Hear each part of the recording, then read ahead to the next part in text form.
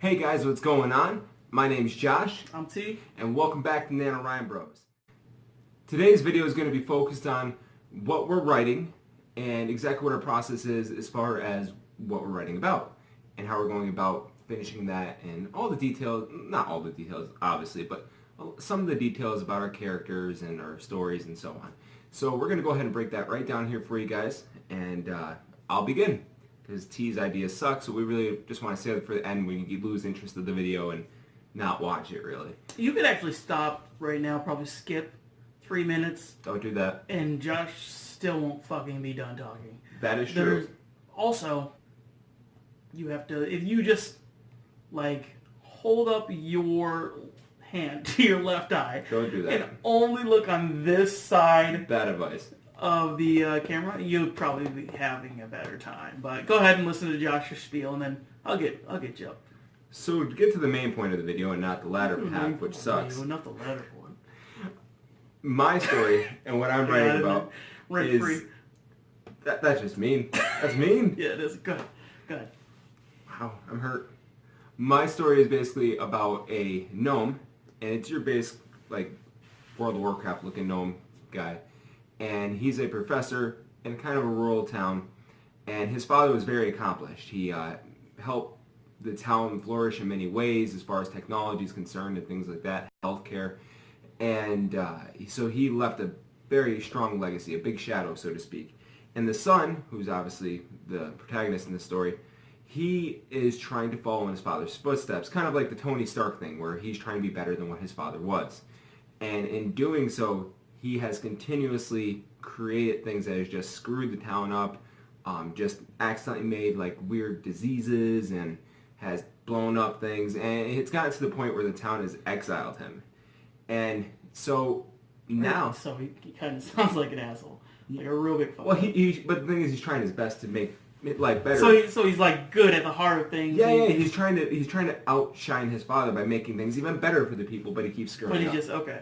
You know what I mean? So he's just a klutz. Yeah, he's a smart, he's a really intelligent klutz. Okay. You know what I mean? Makes sense. And so now the point of the story is he's living as an exile, and he's trying to get back in favor with his community again and kind of redeem the legacy of his father that he's kind of tarnished by being a shitty son. Okay. And in doing so, he's actually trying to work on a potion/serum that can resurrect the dead and bring back dead gnomes so that way they can actually live for much longer, if not forever. Okay. And of course, when you bring back the dead, you're playing around with all these different things, and you can make zombies, so to speak. Okay. And so he's gonna end up making not necessarily zombies, but he's gonna end up making some kind of undead thing that comes back and threatens the entire town in general and can kill everyone in there. And now, since he's created this thing, he has to find a way to stop it in order to play the hero that kind of destroys his own creation that's going to kill everyone. Okay. Yeah, I mean, that sounds pretty awesome. And his story arc, more or less, as a theme, is just be yourself. Don't try to make everyone happy. And just live within your own means. Just do you, man. That's awesome. You know what I found cool, though?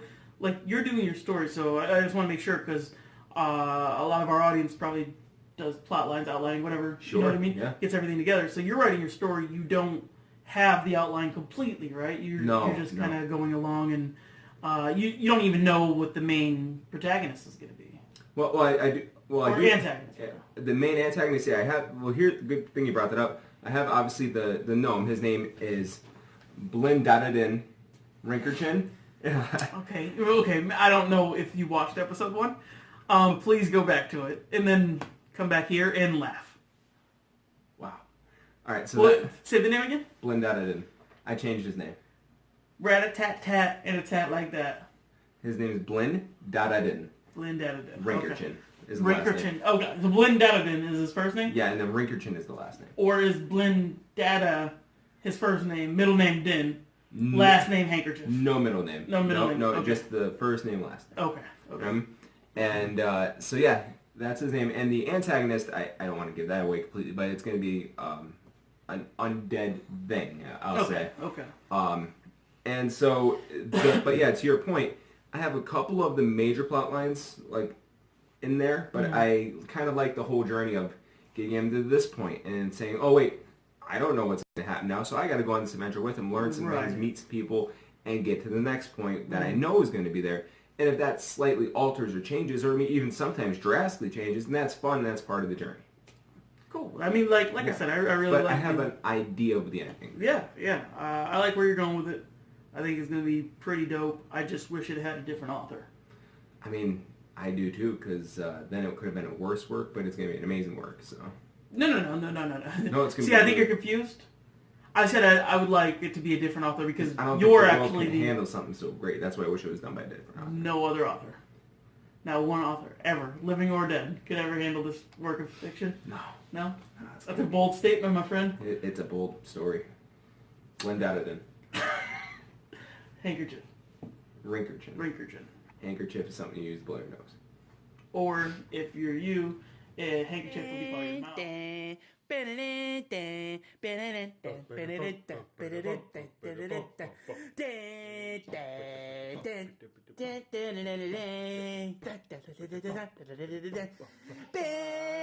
Alright, so my story is about an ex-Marine, Michael Allen. Michael Allen is having a lot of marital problems with his wife, and a lot of that actually stems from a year previous they had a home invasion, and he has a lot of mixed feelings because he couldn't protect her, and he's a Marine, so he has that alpha male style going on, and really it's about, it's going to be a first-person story. So it's going to be from Michael Allen's perspective, present tense, in, his discussion of, what he thinks is going on and what's really happening with him, because he could feel a lot of effects of, his Marine life and his past really affecting him emotionally. So it's hard to explain without giving too much away. Sure. So from what I understand, this is your first time ever writing first person, though, right? Correct. Like, what challenges have you come across doing that? So many challenges, dude. I first started writing, and it's just so natural to write third person, whatever you're used to. You know how it is. You just put your fingers to the typewriter or keyboard, whatever, and you just start going. But with this, I had to write something, and I realized I'm writing it in the wrong perspective, and then I'd have to retrace, rewrite. So what I ended up actually doing to get used to it was I wrote a little bit of the story. Then I went back to what I would write normally and just wrote it from the first-person perspective and used all the parts that I really liked, and kind of just kept them incorporated when I was writing in the first person. Okay.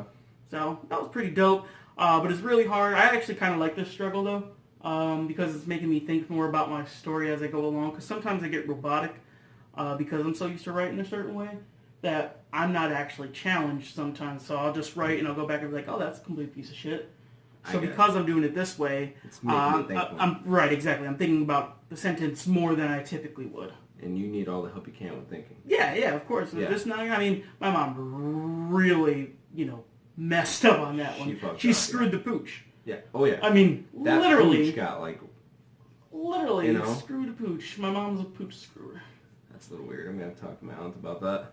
Yeah. But so first person, that's a heck of a challenge. Definitely a big task to take on, especially for NanoWrimo. That's two crazy challenges at once. So good for you there. What about your plot? As far as obviously you gave us a summarization, but do you have everything written out as far as plotting it wise, or are you just kind of learning as you go along? Yeah, my outline's not done completely. Sometimes I do like to outline, but in this particular case, because I knew there were too many variables, and honestly, I just didn't think I was even going to NanoWrimo until NanoWrimo was upon us. So so as soon as I decided to write, I didn't really have anything beforehand, so I'm just kind of making it up as I go along. Okay. But I have a general idea of where I want to go and major plot points that I want to hit for sure. Everyone's different as far as the way they approach things, man. That's definitely one of the ways. So yeah, I mean that. You know what another way is? Nope, I don't want to know about the other way. Go ahead and ask me what the other I'm way not is, interested. The audience not interested. No one's interested in hearing about your other way. So that's So, pretty much gonna. ask me Here what the other way is, Here it Josh. comes. I don't want to know the other way. I'm just going to tell you. No. The other way is Here it me comes. reaching into my pocket, Oh. pulling up my hand, and slapping the shit out of you. Out of me. Mm-hmm. Out of you. You slap the shit out of me. Yeah. I'll call the police. I probably won't, I'm not going to slap you then. All I'm right. going to be honest. I'm glad we got that covered.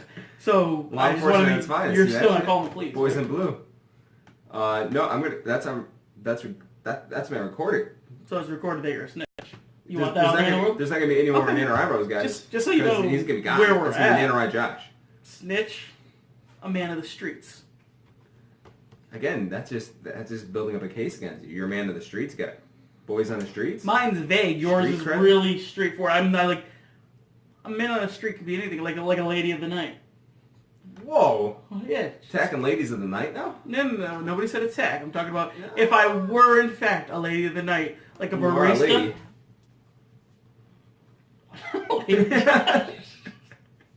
I think you're confused, bro. So I mean that's pretty I'm much, not a lady. So I mean, but that does pretty much wrap up for our little segment here about what we're writing about. Just definitely stay tuned for more videos from me and this guy here, the lady of the night. And Hashtag comment, lady of the night. subscribe, like. Just let us know any ideas or any comments, whether you guys like us, hate us, or anything in between. We definitely want to hear about it. And look forward for more videos because we're sending a ton your way. So get ready for that. And by a ton, he means definitely a few, like 4, 5, 6. Lady of the night.